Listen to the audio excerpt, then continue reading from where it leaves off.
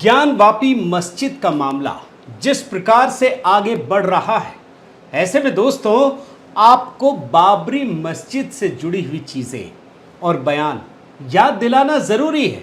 कुछ पुराने बयान, कुछ नए बयान, कॉन्टेक्स्ट दोनों का अलग अलग है दोस्तों। एक में बाबरी मस्जिद, दूसरे में ज्ञानवापी मस्जिद।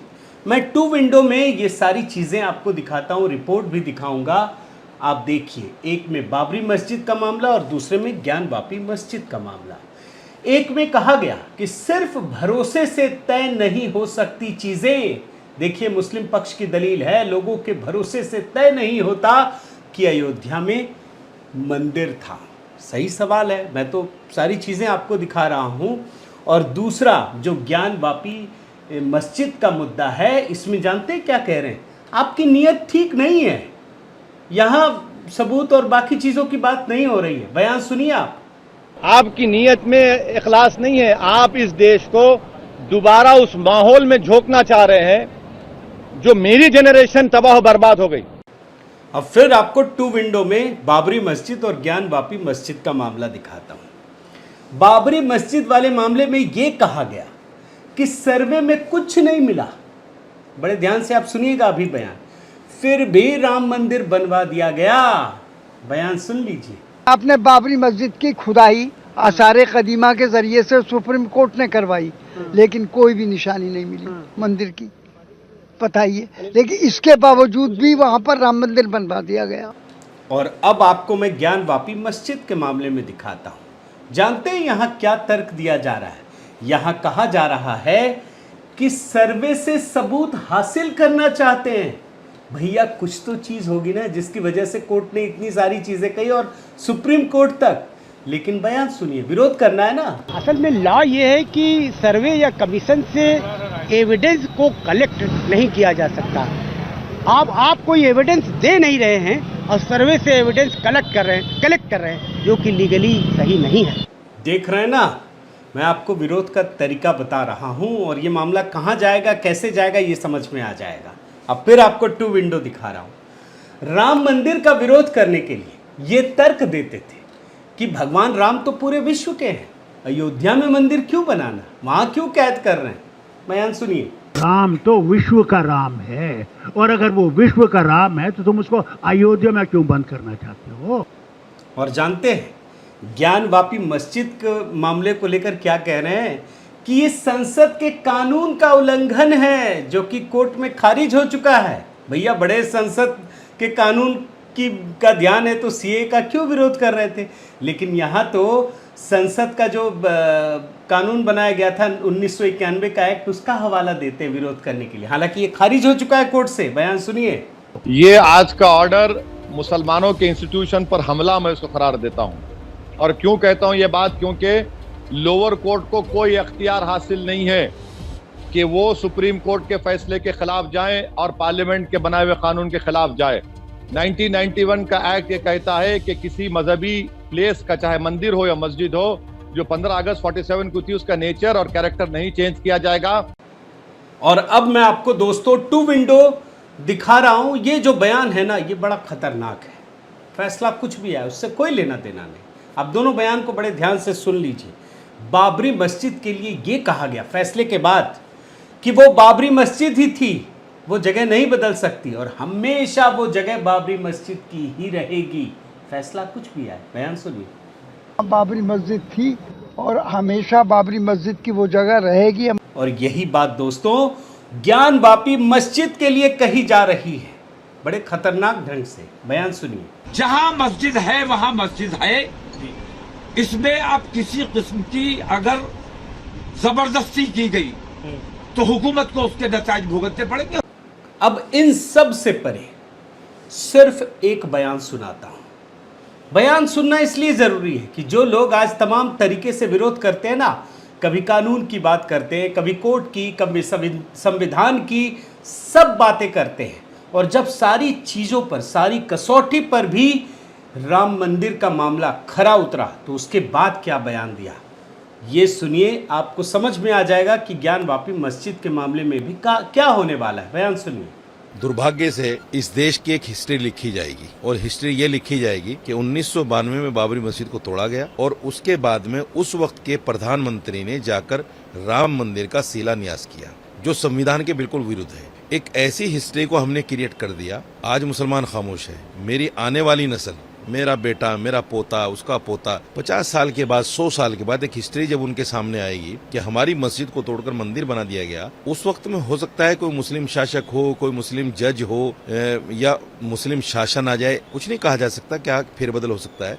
तो क्या उस हिस्ट्री की बुनियाद पे इस मंदिर को तोड़कर मस्जिद नहीं बनाई जाएगी? बिल्कुल बनाई जाएगी। एक ऐसी परंपरा, एक ऐसी बुनियाद डाल दी है इन लोगों ने। सुना आपने दोस्तों, किस प्रकार की बात कही जा रही है, कैसे धमकी दी जा रही है।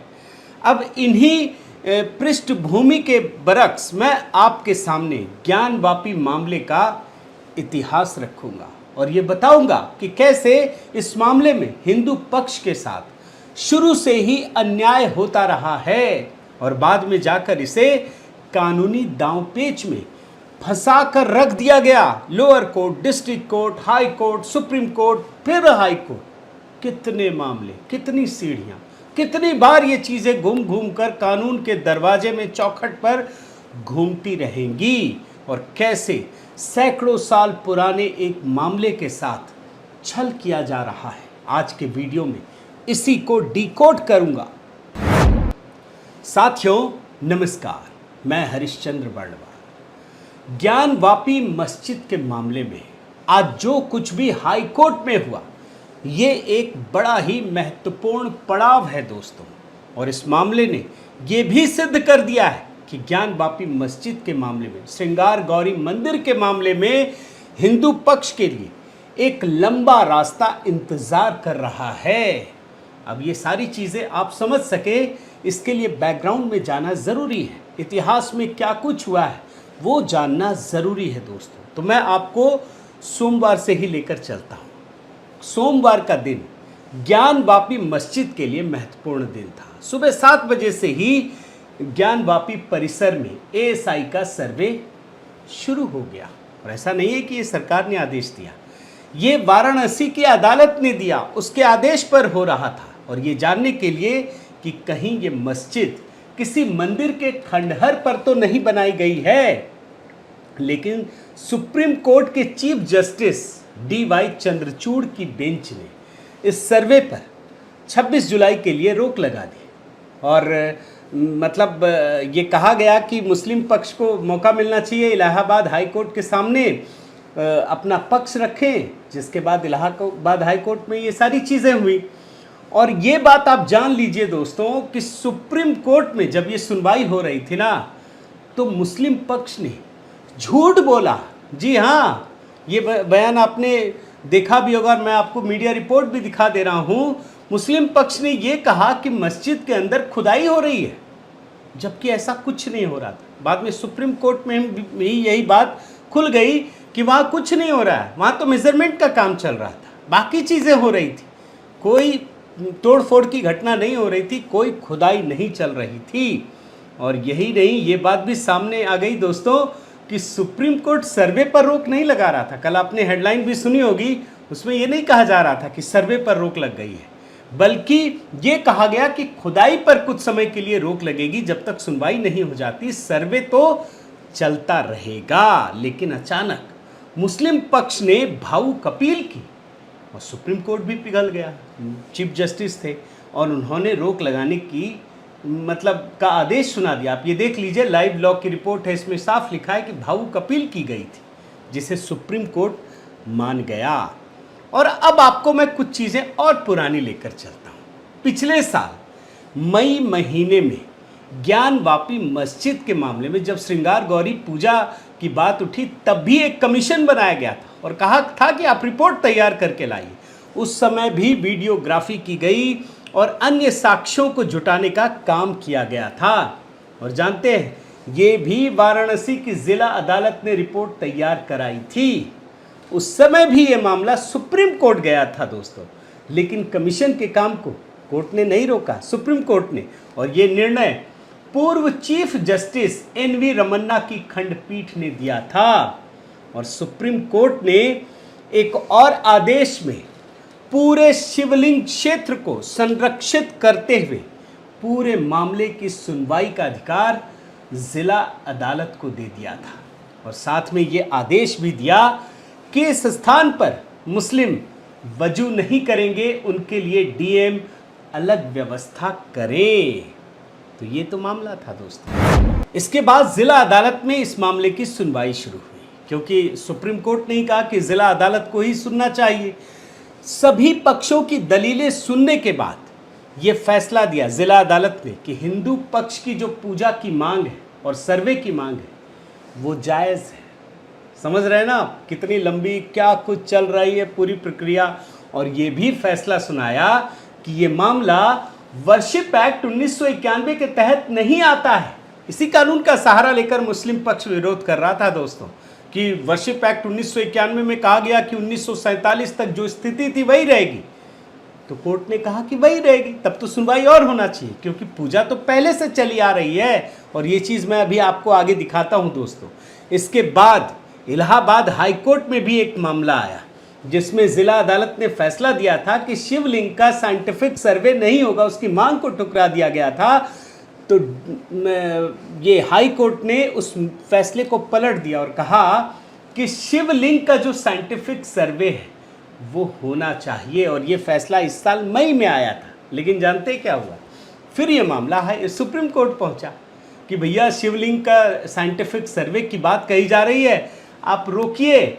और उस समय DY चंद्रचूड़ की बेंच 19 मई 2023 उन्होंने इस याचिका को टाल दिया। और जो शिवलिंग के समय के निर्धारण की प्रक्रिया का फैसला होना है ना, सुप्रीम कोर्ट में ये तारीख इंतज़ार में है, शायद कब मौका मिले, कब सुनवाई हो। अब देखते जाइए, तारीख पर तारीख वाला मामला है। और इसके बाद आप समझ गए ना, ज्ञानवापी मस्जिद में अब दो तरह की चीज़ें हो गई। एक तो शिवलिंग वजू का स्थान, उसका साइंटिफिक सर्वे का आदेश दिया गया, वो सुप्रीम कोर्ट में रुक गया। अब फिर जिला अदालत में एक सुनवाई शुरू हुई कि पूरे ज्ञानवापी परिसर का उस शिवलिंग के एरिया को छोड़कर साइंटिफिक सर्वे किया जाए। फिर जिला अदालत ने लंबी सुनवाई के बाद यह आदेश दिया कि सर्वे होना चाहिए और अत्याधुनिक तरीके से होना चाहिए। फिर यह मामला सीधे लोअर कोर्ट से, बड़े ध्यान से सुन लीजिए, सीधे सुप्रीम कोर्ट में गया। बीच की अदालतों को बाईपास किया गया, सुप्रीम कोर्ट में झूठ भी बोला गया, लेकिन सुप्रीम कोर्ट के चीफ जस्टिस ने बयान को सुना और 2 दिनों के लिए सर्वे पर रोक लगा दिया गया। और ये जो जिला अदालत ने फैसला दिया था वो फैसला था 21 मई को और 4 अगस्त तक इसकी रिपोर्ट सौंपने के लिए कहा गया था। अब मैं आपको थोड़ा इतिहास दिखाता हूं दोस्तों, आपको समझ में आएगा कि हिंदू पक्ष के साथ कितना अन्याय हुआ है। इतिहास की दृष्टि से देखिए तो जिला अदालत के आदेश का उद्देश्य क्या था। इस सर्वे का उद्देश्य ये पता लगाना था कि हिंदू पक्ष ज्ञानवापी के जिन स्थानों पर पूजा की मांग कर रहे हैं, क्या वो वास्तव में हिंदुओं के पूजा स्थल हैं। और जानते हैं, आप ये जानकर हैरान हो जाएंगे कि श्रृंगार गौरी की नियमित रूप से इसी स्थान पर 1993 तक पूजा होती थी। 1993 तक नियमित पूजा का अधिकार था, हर कोई कर सकता था। फिर अचानक एक दिन ये मामला कोर्ट में गया और कोर्ट ने शांति बनाए रखने का एक तर्क दिया गया था, उसको मान लिया और नियमित पूजा पर रोक लगा दी। ये कोर्ट के फैसले से हुआ और ये कहा गया कि हिंदुओं को साल भर में सिर्फ 2 नवरात्रों में जो चौथा दिन होता है, माँ पार्वती यानी श्रृंगार गौरी की पूजा होती है, उसमें इजाजत दी गई और बाकी दिन बंद कर दिया गया। सोचिए, 1993 तक नियमित पूजा और उसके बाद बंद, कि साल भर में सिर्फ 2 बार नवरात्रों में 2 दिन ही करेंगे जब चौथी पूजा होती है।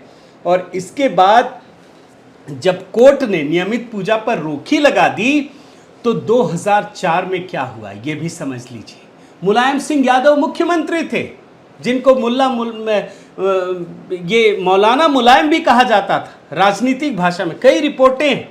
उन्होंने उस पूजा को भी बंद करा दिया। श्रृंगार गौरी मां की पूजा को पूरी तरह से बंद करा दिया गया। अब आप मजे की बात देखिए कि जो पूजा नियमित रूप से 1993 तक चल रही थी, उसको 2 दिन में फिक्स किया गया। उसके बाद 2004 में पूरी तरह से बंद करवा दिया गया। अब लेफ्ट लिबरल गैंग का खेल समझिए। 1991 में वर्शिप एक्ट जो लाया गया, उसके तहत उसकी आड़ में ये कहा गया कि अब हिंदू पक्ष इसका क्लेम नहीं कर सकते। आप सोचिए, ये तो 1947 से पहले भी हो रहा होगा ना, लेकिन एक जैसे कहते हैं ना कि एक ऐसा रोड़ा तैयार करना जो एक्चुअल है नहीं, वो सिर्फ बहुसंख्यक समुदाय को प्रताड़ित करने के लिए चल रहा है। और आप याद रखिए, जो वर्शिप एक्ट की बात कह रहा हूँ ना, ये भी इल्लीगल है। इसके लिए याचिका डाली गई है और इस पर सुप्रीम कोर्ट में सुनवाई हो रही है। डीवाई चंद्रचूड़ की बेंच ही सुनवाई कर रही है और इस मामले में जो अगली सुनवाई है वो 31 अक्टूबर को होगी। अब आप समझिए, सनातन संस्कृति जिस तरह से अपने पूजा स्थलों पर पूजा करने के लिए कानून के दरवाजे पर पिछले सैकड़ों वर्षों से लड़ाई लड़ रहा है, खटखटा रहा है, लेकिन उसे हासिल क्या हो रहा है? उसे सिर्फ तारीखें ही मिल रही हैं। आपने फिल्मों में सुना होगा ना, कितने गुस्से में ये सनी देओल एक फिल्म में कहते हैं तारीख पर तारीख, तारीख पर तारीख। उसका जो साक्षात उदाहरण है वो यही मामला है दोस्तों, क्योंकि ज्ञानवापी मामले की पहली लड़ाई 1936 में लड़ी गई थी। और ये भी याद रखिए, जो कानूनी लड़ाई है ना, ये तो कानून ही अंग्रेजों के आने के बाद बना है। उससे पहले क्या हो रहा था? उससे पहले तो मंदिर को तोड़ करके उस पर मस्जिद बना दिया गया था और प्राचीन विश्वेश्वर मंदिर, जहां आज आलमगीर मस्जिद है, उसे अंतिम बार औरंगजेब ने 1669 में गिराकर इस मस्जिद को बनाया। लेकिन इस मस्जिद को ज्ञानवापी मस्जिद भी कहा जाता है। अब आप सोचिए, इस मस्जिद का नाम ही ज्ञानवापी होना ये बताता है कि आज भी नए विश्वनाथ मंदिर में स्थित ज्ञानवापी के नाम पर इस मस्जिद का नाम पड़ा है। और इस मंदिर में जब आप जाएंगे ना, तो वहाँ पर आपको नंदी मिलेंगे और नंदी का जो मुंह है वो जानते हैं किस और है? आप ज़रूर जाइएगा। मैं गया और मैं भी देखकर हैरान हो गया कि उसके मुंह के सामने तो मस्जिद है, जबकि पूरी दुनिया में इस धरती में जहाँ भी जाएंगे, जहाँ भी नंदी है, नंदी का मुंह अपने भोलेनाथ की ओर ही होता है। तो इस बात का ये भी एक सबूत है दोस्तों कि मस्जिद के उस हिस्से में शिवलिंग है जिस और नंदी मुंह करके बैठे हैं। पुराने विश्वेश्वर मंदिर के स्थान पर अहिल्याबाई होलकर ने नए विश्वनाथ मंदिर का निर्माण 1777 में करवाया है।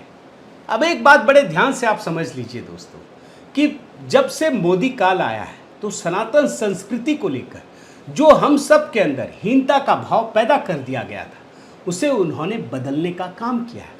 वो पूरी संस्कृति, सनातन संस्कृति के पुनर्जागरण का सबसे बड़ा दौर अगर हम अपने जीवन काल में देख रहे हैं तो वो तो यही दौर है। और यही वजह आपने कहीं पढ़ा होगा कि इस साल जितने टूरिस्ट विश्वनाथ मंदिर के दर्शन के लिए आए, उतना तो गोवा नहीं पहुंचे। आप समझ रहे हैं, ये जो सनातन संस्कृति के जो प्रतीक स्तंभ है, ये जो स्थल है, ये न सिर्फ सनातन संस्कृति को रिप्रेजेंट करते हैं बल्कि पूरे देश की इकोनॉमी को भी एक नया आयाम देते हैं। और इसीलिए दोस्तों, ये जो चीज़ें चल रही है ना, इसको धर्म के चश्मे से अगर आप देखेंगे या कोई भी देखता है तो बड़ी गलतफहमी का शिकार है। जिस दिन सनातन संस्कृति का पुनर्अभ्युदय होगा, आप यकीन मानिए ये देश विकास के रास्ते में एक नया आयाम भी स्थापित कर लेगा। बहुत बहुत धन्यवाद। मुझे उम्मीद है दोस्तों कि जो चीज़ें कोर्ट में चल रही हैं और जो इतिहास है उसको एक नए तरीके से आपके सामने पेश करने की कोशिश की है। उम्मीद है आपको पसंद आया होगा। आप पहले की तरह ही मेरे वीडियो को लाइक, सब्सक्राइब ज़रूर करें, कमेंट भी करें और इस बेल आइकन को प्रेस करना मत भूलिएगा। नमस्कार।